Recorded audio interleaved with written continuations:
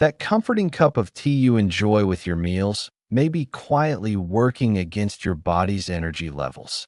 For many of us, especially over 60, a persistent feeling of fatigue isn't just about age. It can be a sign that our body is struggling to get a crucial nutrient, iron. The connection between that simple cup of tea and your vitality is one of the most overlooked aspects of daily nutrition. Today, we're going to explore the gentle science behind this interaction. I'll explain precisely how and why this happens, and most importantly, I'll share a simple, practical 60-minute fix that doesn't require you to give up your beloved tea. We'll cover how to make the iron in your food more available to your body and identify who should be most mindful of this simple timing rule. This isn't about creating new worries. It's about giving you a powerful, easy tool to support your health and feel your best. Stick with me, because this small change can make a significant difference. I'm Dr. Daniel Bennett, and I'm dedicated to providing clear, science-backed health information that empowers you to live well. Our goal here is to build a space for calm, credible answers to the health questions that matter as we age. If that's something you value, I'd be honored if you'd take a moment to subscribe and join our thoughtful community. Your presence here helps us all learn and grow together. Let's start with a ritual many of us cherish: a warm cup of tea alongside a healthy lunch or a hearty dinner. It feels relaxing, civilized, and is a cornerstone of daily life for millions. Yet, this very timing can unintentionally create a barrier between you and the energy locked inside your food. The issue centers on a mineral called iron. Iron is absolutely fundamental to your vitality. Think of it as the delivery truck for oxygen in your body. Your red blood cells contain a protein called hemoglobin, which is built around iron. Hemoglobin's job is to grab oxygen from your lungs and carry it to every single cell, from your brain to your muscles. When you don't have enough iron, you can't make enough healthy hemoglobin. This means your oxygen delivery service slows down. What does that feel like in everyday life? It's often a deep, persistent tiredness that a good night's sleep just doesn't seem to touch. You might find yourself getting breathless after climbing a flight of stairs you used to take with ease, or feeling a bit dizzy or lightheaded more often. It's a subtle but draining loss of stamina. Here is where the tea comes in. Black tea, green tea, and oolong tea are all rich in a group of natural plant compounds called polyphenol, with a specific type known as tannins being the main player here. These tannins are what give tea its characteristic astringent bite. In the acidic environment of your stomach during a meal, these tannins act a bit like tiny, powerful magnets for iron.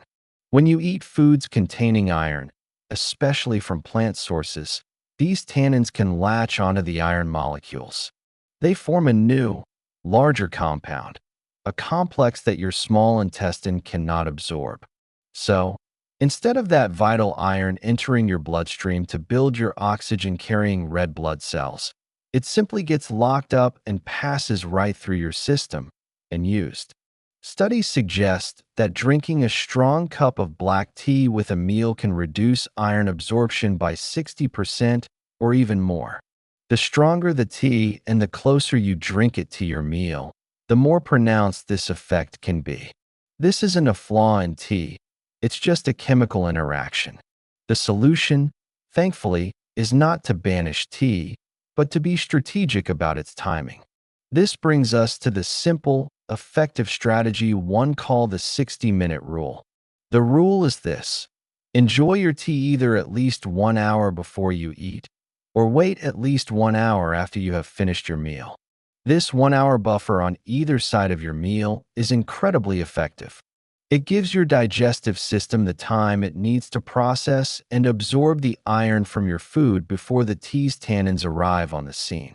If you drink tea an hour before eating, the tannins will have largely passed through your stomach by the time your food arrives.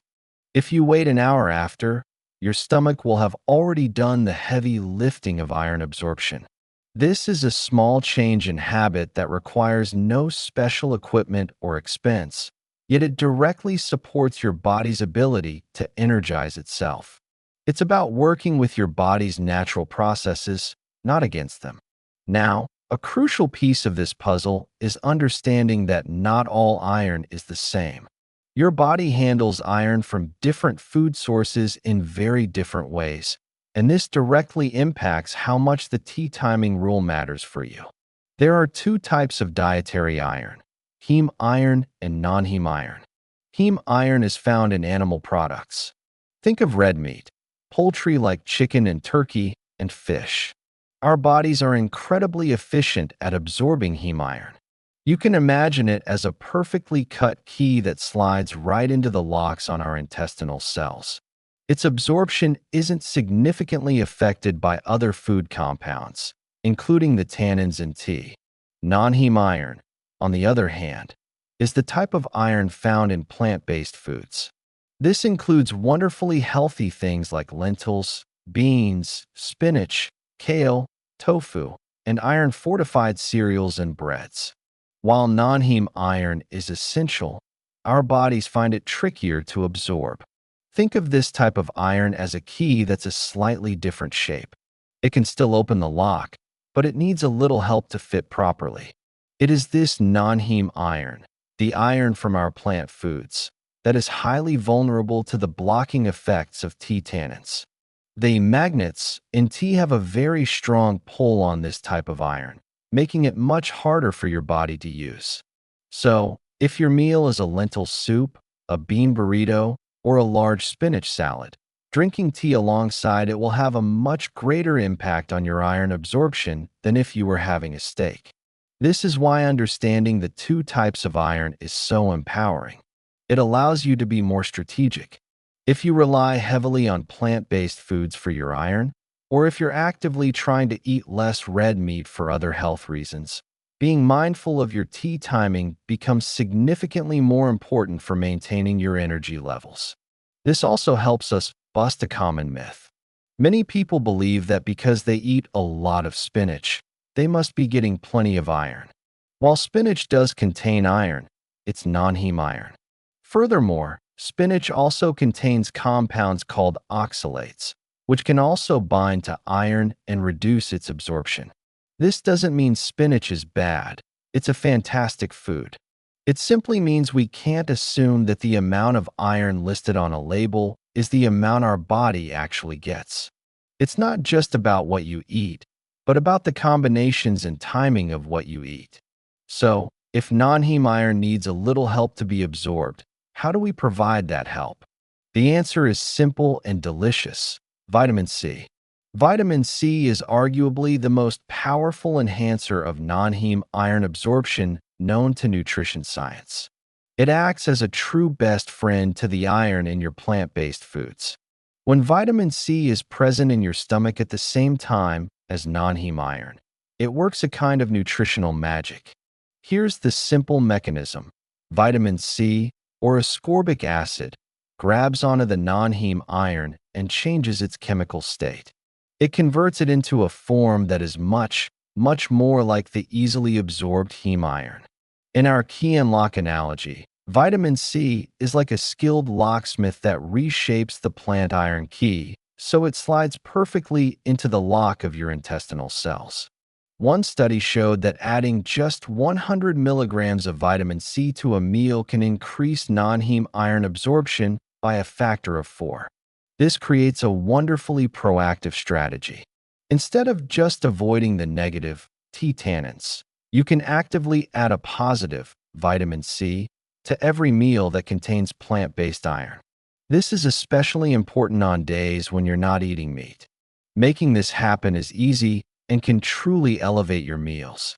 A great target is to include a potent source of vitamin C every time you eat a meal rich in plant-based iron. Let's get specific with some practical examples. If you're having lentil soup, squeeze a generous wedge of fresh lemon over the top just before eating. The acidity brightens the flavor and supercharges the iron absorption. If you're eating an iron-fortified breakfast cereal, forget the tea or coffee for that hour, and instead have a small 4-ounce glass of orange juice with it. Or, even better, slice some fresh strawberries or a kiwi onto your cereal. Both are packed with vitamin C. Making a big salad with spinach and chickpeas? The absolute best thing you can do is add strips of red or yellow bell pepper. Bell peppers are one of the most concentrated sources of vitamin C available, even more so than oranges. A citrus-based vinaigrette dressing also does the trick beautifully.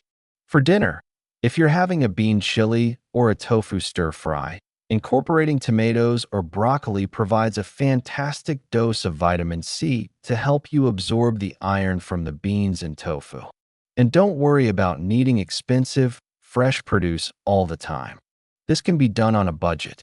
Frozen strawberries for your oatmeal, frozen bell pepper strips for stir-fries, and canned tomatoes for your soups and stews are all excellent, cost-effective sources of vitamin C that work just as well.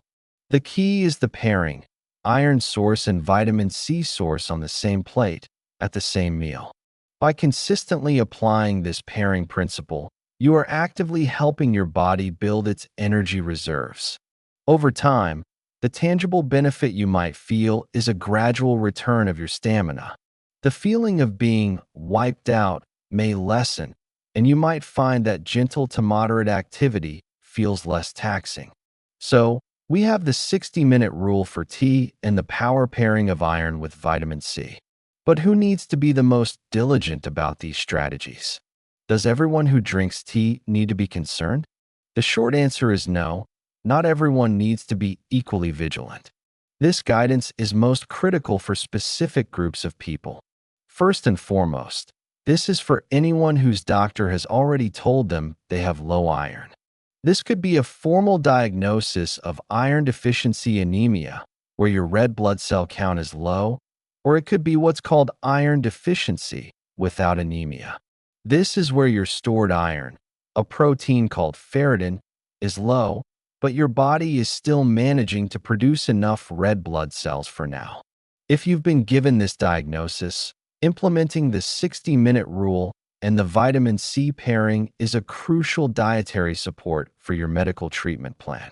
The second group includes vegetarians and vegans. Because they obtain 100% of their dietary iron from non-heme, plant-based sources, maximizing the absorption of that iron is paramount for maintaining healthy energy levels. For anyone on a plant-based diet, these strategies should be standard practice. Third, individuals with certain digestive health conditions should be particularly mindful. Conditions like celiac disease, inflammatory bowel disease like Crohn's, or atrophic gastritis, a thinning of the stomach lining that's more common with age, can impair the body's ability to absorb nutrients, including iron. If you manage one of these conditions, it's wise to avoid any additional dietary habits that might further hinder absorption. Finally, this advice is for anyone who is experiencing that persistent, unexplained fatigue we talked about earlier. If you consistently feel drained and your doctor has ruled out other causes, paying attention to your iron intake and absorption is a logical and safe next step. Making these simple dietary shifts is a low-risk, potentially high-reward experiment you can run for yourself. If this kind of clear, practical health advice is what you're looking for, taking a moment to subscribe helps our community grow. It is absolutely vital to include a safety note here. These dietary strategies are powerful tools to support your health, but they are not a substitute for professional medical care. If you are experiencing symptoms like chronic fatigue, shortness of breath, pale skin, cold hands and feet, or dizziness, please speak with your healthcare provider. Do not self-diagnose or start taking over-the-counter iron supplements on your own. A simple blood test ordered by your doctor can measure your hemoglobin and, importantly, your ferritin levels to give a clear picture of your iron status. Iron supplements are a medical treatment that should only be taken under a doctor's guidance, because too much iron can be toxic and cause serious health problems. Your doctor can recommend the right dose and type of supplement for you, if one is needed at all. A common follow-up question is, naturally, what about other beverages? Is it only black tea we need to think about? The effect is not limited to just black tea. Green tea and oolong tea are made from the same plant, Camellia sinensis and also contain a significant amount of these iron-binding polyphenol. The 60-minute rule is a wise guideline for all of them. Coffee drinkers, take note as well. Coffee contains a different type of polyphenol called chlorogenic acid, which has also been shown to inhibit the absorption of non-heme iron. While the effect may be slightly less potent than that of strong tea, the principle is the same. It's best to enjoy your coffee between meals rather than with them if you are concerned about your iron levels. But there is good news for lovers of herbal infusions. Most true herbal teas, which are more accurately called tisanes, are perfectly fine to drink with meals. Beverages like peppermint, chamomile, ginger, and rooibos, or red bush tea, are naturally free of the tannins found in traditional tea leaves. They generally do not interfere with iron absorption and can be a wonderful, warm, and hydrating beverage to enjoy with your lunch or dinner. Always check the label. If the only ingredients are herbs, flowers, or spices, you're in the clear. Making these small adjustments is not about adding another restriction to your life. It's the very opposite. It is about liberation.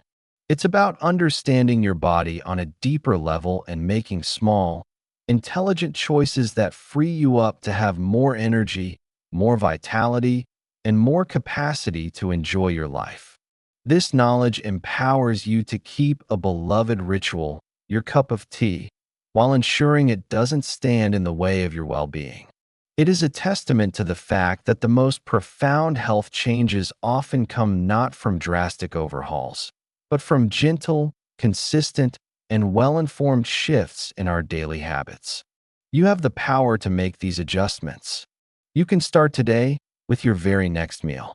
Acknowledge every small step you take, because these are the actions that build a foundation of lasting health. You are not just following a rule. You are honoring the intricate and amazing processes happening inside your own body. I would love to hear from you in the comments below. Are you a lifelong tea drinker? Or perhaps you have a favorite way to pair vitamin C-rich foods with your meals that you'd like to share.